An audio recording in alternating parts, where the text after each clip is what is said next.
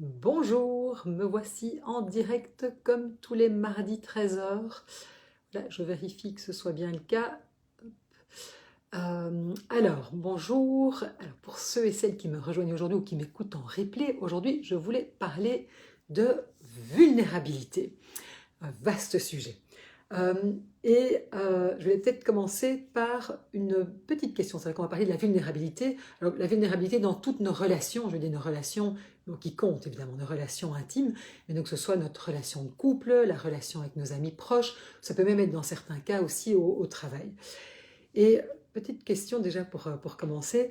Euh, dans votre couple, si vous pensez à votre couple, euh, est-ce que vous vous sentez plus proche de votre partenaire lorsqu'il ou elle vous montre, j'ai envie de dire, sa force, ou plutôt quand il vous confie ses doutes et ses émotions? Intéressant, réfléchissez 2 secondes. Alors, il y a fort à parier qu'en général, on se sent plus connecté et plus proche de sa partenaire ou de son partenaire, ou que ce soit de ses amis, quand on peut vraiment être dans un échange qui est profond, où on va pouvoir parler justement en toute vulnérabilité. Et c'est vrai qu'il y a quand même un constat, c'est que je me rends compte que pour beaucoup de personnes, euh, eh bien, on pense que se montrer vulnérable, quelque part, eh bien, c'est prendre un risque, évidemment. Surtout dans une société où on nous a appris qu'on devait être fort, qu'on devait être dans le contrôle, qu'on devait surtout ne rien montrer, etc. Et donc, on se dit, mais oui, mais moi, si je me montre vulnérable, de nouveau, je n'invite pas à la vulnérabilité avec n'importe qui, n'importe quand, mais en fait, le seul moyen d'avoir, j'ai envie de dire, des connexions profondes, eh bien, justement, d'avoir une vraie connexion, c'est en se montrant vulnérable. Hein, et ça, c'est vraiment montré dans des études. Et notamment, il y a Brené Brown, je ne sais pas si vous la connaissez, c'est une thérapeute qui a beaucoup travaillé justement sur le thème de la vulnérabilité. Elle est chercheuse en sciences sociales et elle a vraiment s'est beaucoup interrogée sur cette question. Et en tout cas, elle arrive à la conclusion que eh bien, c'est une condition, la vulnérabilité est vraiment une condition nécessaire pour qu'on ait des relations qui soient profondes et authentiques. C'est-à-dire que, et évidemment, ce qu'elle dit et ce qu'elle constate, et ce que je disais en guise d'introduction, c'est que souvent, on a peur, évidemment, on a peur de se montrer vulnérable. Pourquoi? Parce qu'on se dit que on prend le risque, quelque part, de s'exposer au rejet, évidemment, ou au jugement. Et donc, vous pensez bien que ça nous fait peur. Et pourtant, c'est justement précisément en exprimant nos doutes, nos peurs, nos besoins, nos ressentis, etc., qu'on va pouvoir créer une véritable connexion avec l'autre. Et par exemple, je vais prendre un exemple, c'est que vous imaginez, voilà, vous êtes dans un couple et il y a un des deux partenaires qui, plutôt que de dire ah, tu fais jamais attention à moi, ce qui pourrait être quelque chose, donc hop, on est parti en mode reproche, dirait plutôt écoute, tu sais, je me rends compte que j'aimerais me sentir plus proche de toi. Mais c'est vrai que parfois, j'ai peur parce que j'ai peur qu'en fait, je te vois très occupé par ton boulot, etc. Et j'ai peur que tu sois trop occupé pour t'occuper de moi. Donc là, vous pensez bien que on se met vraiment dans sa vulnérabilité. On exprime nos peurs, nos besoins, etc. Et vous voyez que quand vous voyez ces deux phrases, la première qui est « tu ne fais jamais attention à moi », quelque part, on attaque, on est dans le reproche, et en général, ce qu'on va recevoir, c'est un reproche en retour. Et dans le second, par contre, on est dans l'ouverture et on va inviter à la discussion, ce qui va, in fine, amener quelque chose, certainement, qui est beaucoup plus de connexion, et c'est là que ça devient évidemment intéressant. Donc, dans un couple, oser se montrer vulnérable, que ce soit dans un couple ou dans une relation amicale, etc., c'est quoi? C'est arriver à exprimer, j'ai envie de dire, nos peurs, nos insécurités, sans crainte évidemment d'être perçu comme faible, parce que c'est un petit peu ça évidemment le danger, c'est que souvent on a l'impression qu'on va se montrer invulnérable quelque part, très fort. C'est aussi arriver à pouvoir exprimer nos besoins émotionnels au lieu d'attendre que l'autre les devine. Souvent, moi j'entends dans les couples que j'accompagne, elle devrait ou il devrait quand même savoir que c'est important pour moi. Mais non, comment on va l'exprimer? Et puis aussi, c'est pouvoir être authentique par rapport à nos blessures du passé.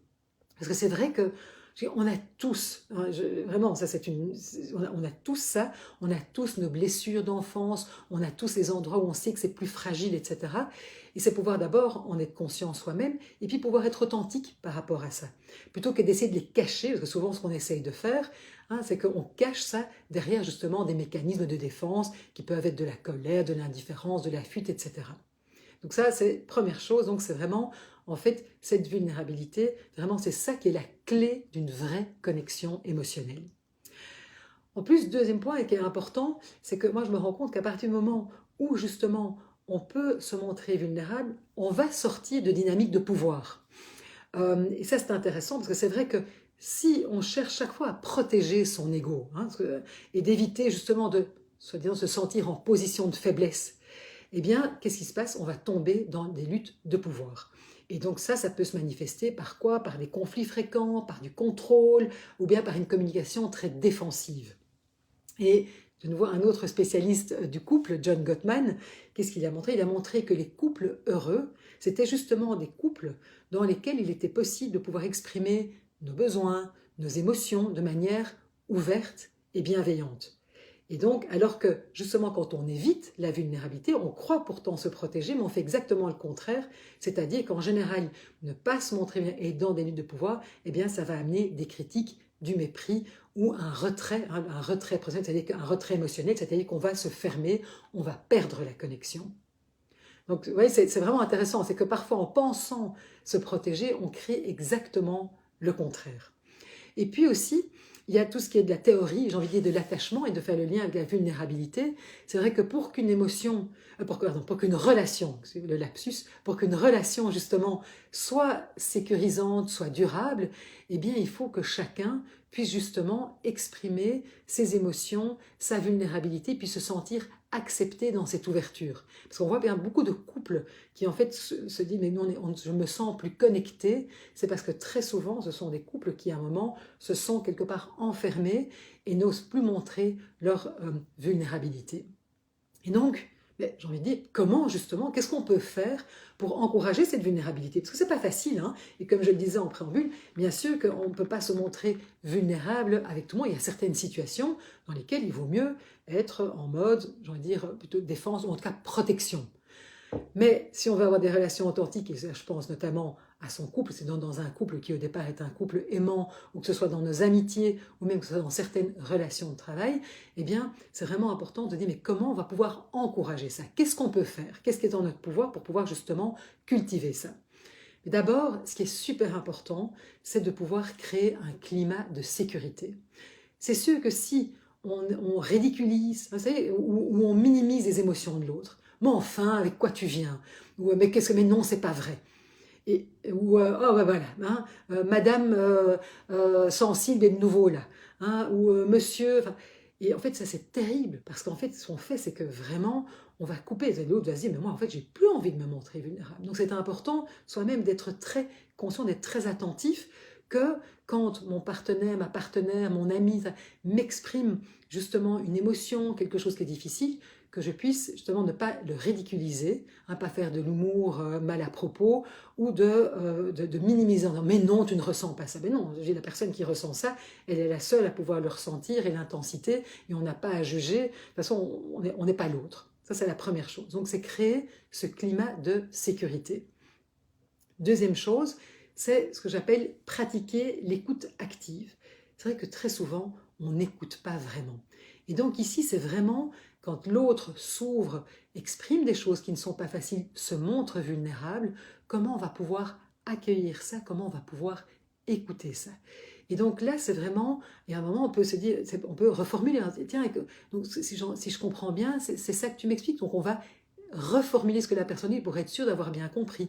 Ou on va pouvoir valider les émotions. Ah mon Dieu, mais ça doit être vraiment difficile. Ah oui, je comprends que là, c'est vraiment quelque chose qui est souffrant pour toi. Ou ça te provoque une grande colère ou de la tristesse.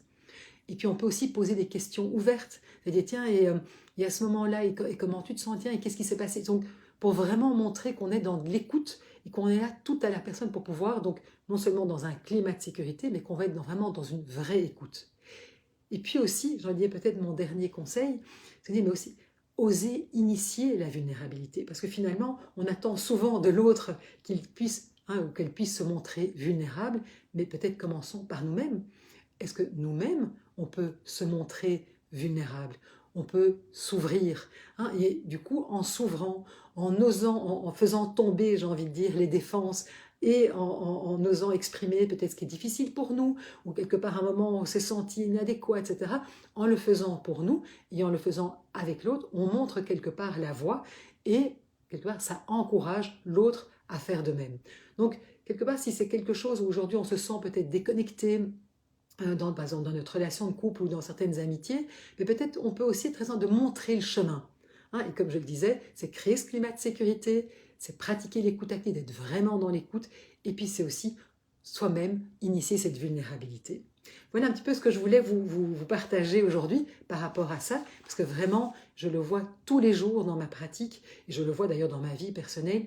Si on veut avoir une vraie connexion, eh bien, il n'y a rien à faire. On ne fera pas l'économie de pouvoir se montrer, d'oser se montrer vulnérable. Et donc, j'avais peut-être envie de vous poser une dernière petite question pour terminer ce live. C'est, et vous, en fait, dans vos relations, peut-être dans votre relation de couple ou dans vos relations amicales, est-ce que vous osez exprimer vos émotions vulnérables? Et peut-être que si ce n'est pas toujours le cas ou que c'est difficile pour vous, vous se dites, tiens, mais comment est-ce que je pourrais peut-être faire différemment la prochaine fois que je ressens, par exemple, une frustration, quelque chose qui est difficile ou un besoin. Voilà, je vous laisse avec ça. Réfléchissez-y. N'hésitez pas à me faire part de vos commentaires, me dire si ça vous a apporté un éclairage. Si pour vous c'est difficile de vous montrer vulnérable, si vous y arrivez, si c'est quelque chose justement qui est compliqué, peut-être dans votre couple ou dans vos relations amicales.